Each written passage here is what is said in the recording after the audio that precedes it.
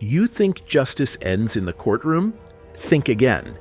In the world behind bars, justice takes on a brutal life of its own. It happens in shadowy corridors and lonely prison yards where barred doors scream louder than any victim. Prepare yourself for 10 nightmares. These 10 monsters in human form walked into prison and never walked out alive. They were sentenced by the system, but executed by the cell. They ended with blood. Jeffrey Dahmer, a monster hidden behind a quiet voice. Jeffrey Dahmer was a soft-spoken monster in the body of a man who had slaughtered 17 young men and boys between 1978 and 1991. He dismembered bodies, committed cannibalism, and tried to turn victims into living zombies by drilling holes in his victims' skulls and injecting acid or boiling water, hoping to render them submissive. The world knew him as the Milwaukee Cannibal, a predator who feasted on the vulnerable. Yet inside Columbia Correctional Institution in Wisconsin, Dahmer found himself the prey. After receiving 16 life sentences, he entered prison as one of the most infamous serial killers alive, a status that was about to seal his fate. At first, prison officials kept Dahmer isolated for his own safety, but after a year, he insisted on joining the general population.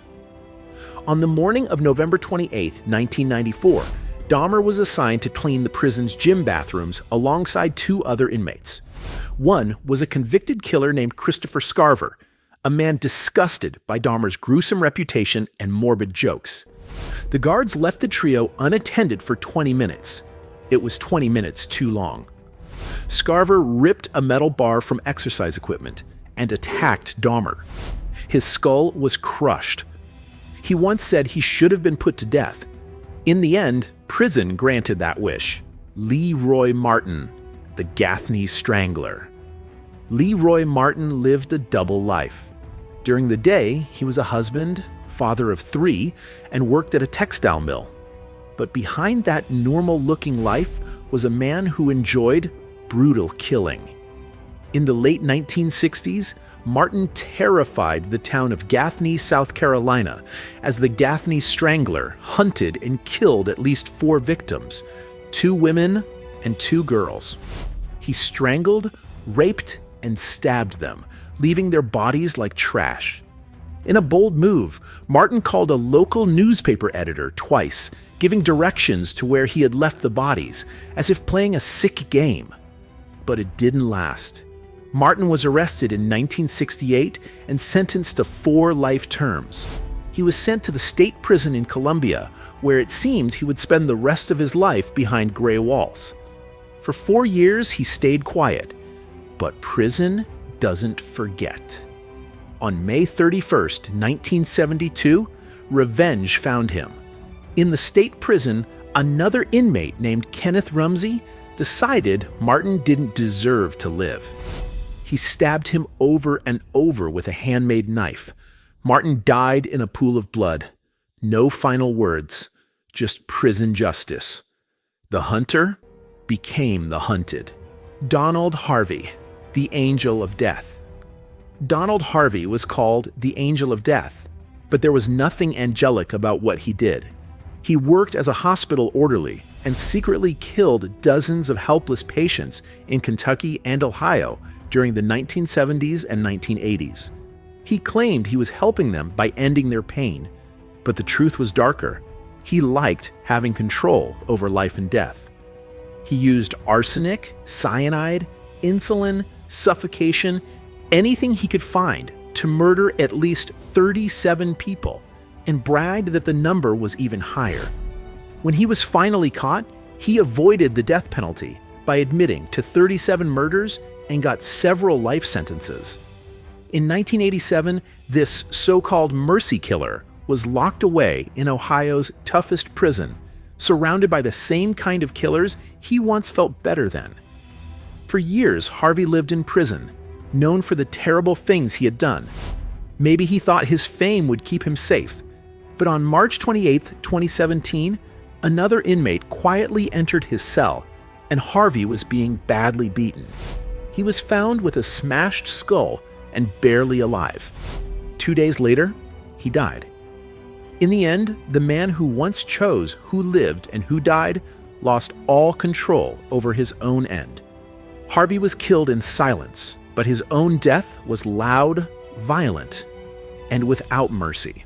Albert DeSalvo, the Boston Strangler.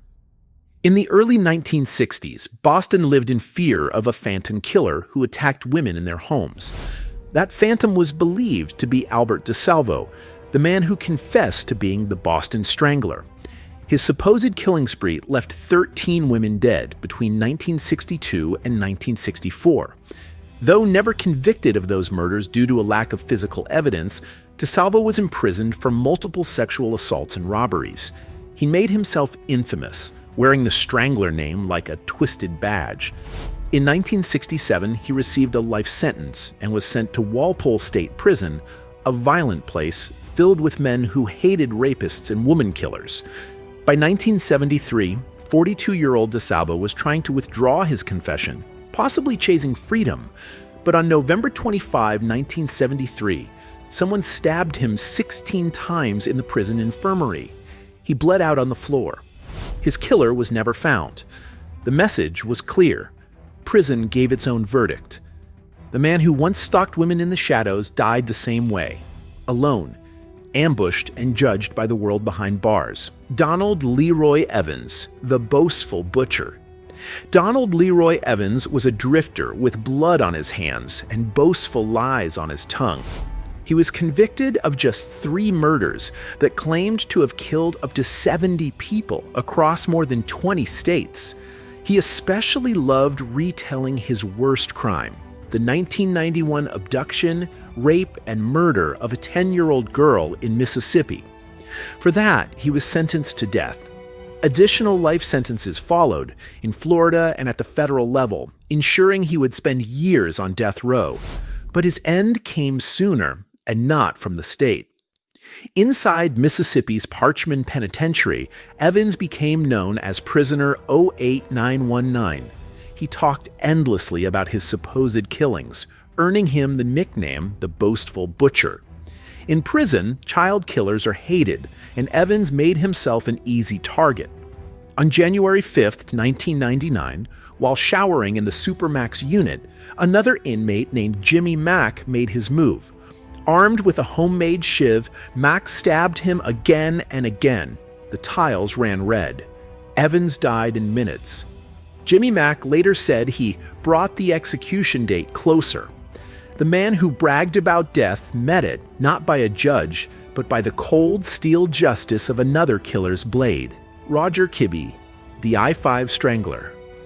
Roger Kibby was a predator who hunted women along California's Interstate 5, earning him the moniker the I-5 Strangler. In the 1970s and 1980s, he stalked highways near Sacramento, offering help to stranded women before binding, raping, and strangling them with parachute cord. At least 7 women died at his hands, their bodies dumped like garbage. He was finally arrested in 1988 and convicted. By 1991, he was serving 25 years to life.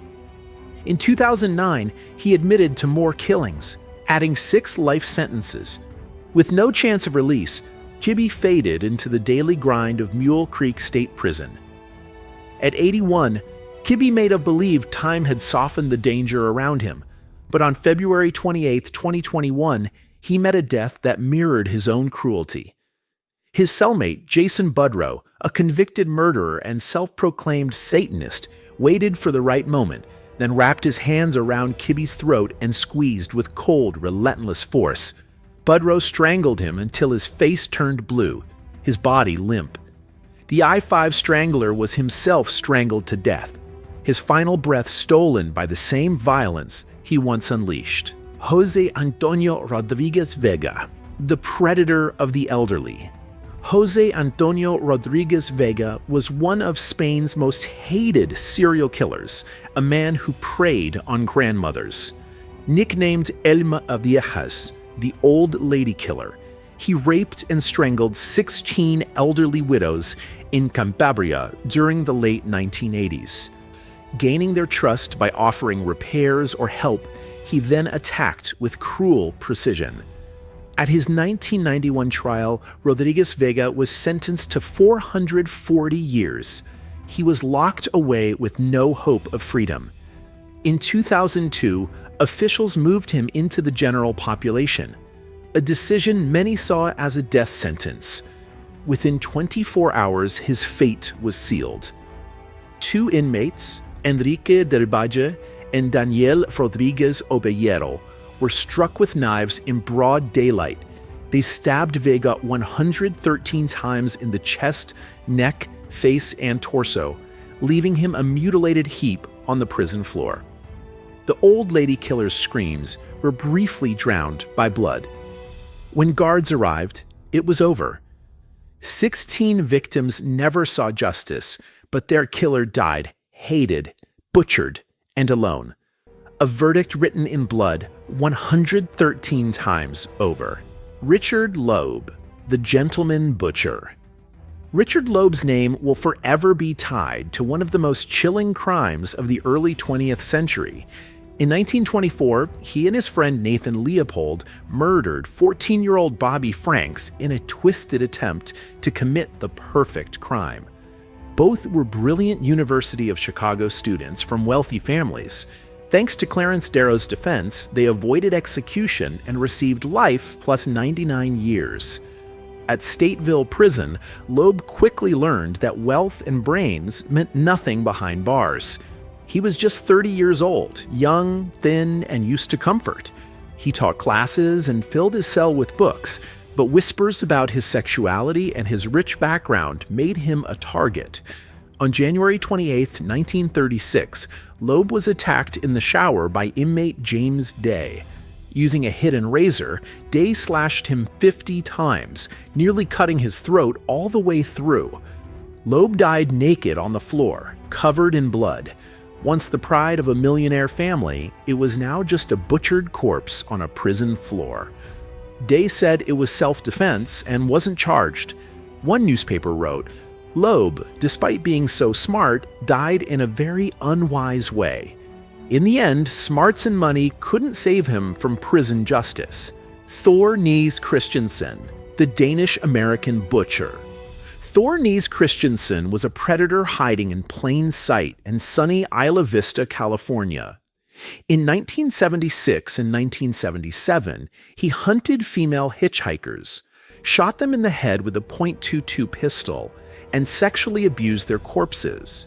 4 women died before a 5th survived a gunshot and later spotted him in a bar. That chance encounter led to Christensen's 1979 arrest. In 1980, he was sentenced to life in Folsom State Prison without parole. Young, heavy-set, and already infamous, Christensen entered a prison where even murderers have a code. For a while, he kept quiet, but prison remembers. Inmates knew his crimes, and disgust turned to revenge. On March 30th, 1981, in Folsom's yard, someone stepped up and stabbed him through the heart with a shank. Blood soaked his uniform. He staggered, gasped, and dropped as chaos broke out. Some inmates even cheered. The killer vanished. No confession, no charges, just silence. Thorne Christensen once stalked the roads thinking he was untouchable, but in prison he learned fast. His executioner wore no robe, just steel and purpose. Prey at last. Nikolai Fyofilof, the Soviet Shadow. Nikolai Fyofilof was a phantom of Soviet nightmares, a serial killer who haunted the forests around Sverdlovsk during the 1980s. By his capture in April 1988, he had raped and strangled at least 7 females, from young girls to adult women. Dubbed the elusive predator, Fyofilof evaded capture for years. His downfall came after a Soviet official caught him trying to dispose of a corpse. His fate was sealed. Locked in a Sverdlovsk detention cell, Fyofilof awaited trial. On August 30, 1988, mere weeks after the arrest, vengeance arrived. His cellmate, forgotten by name but not by deed, had heard enough. Violence broke out in the shadows. The report was short. Nikolai Fyofilof 42 years old, was strangled to death. The Soviet strangler died the same way he had killed, by strong hands, rough and bare.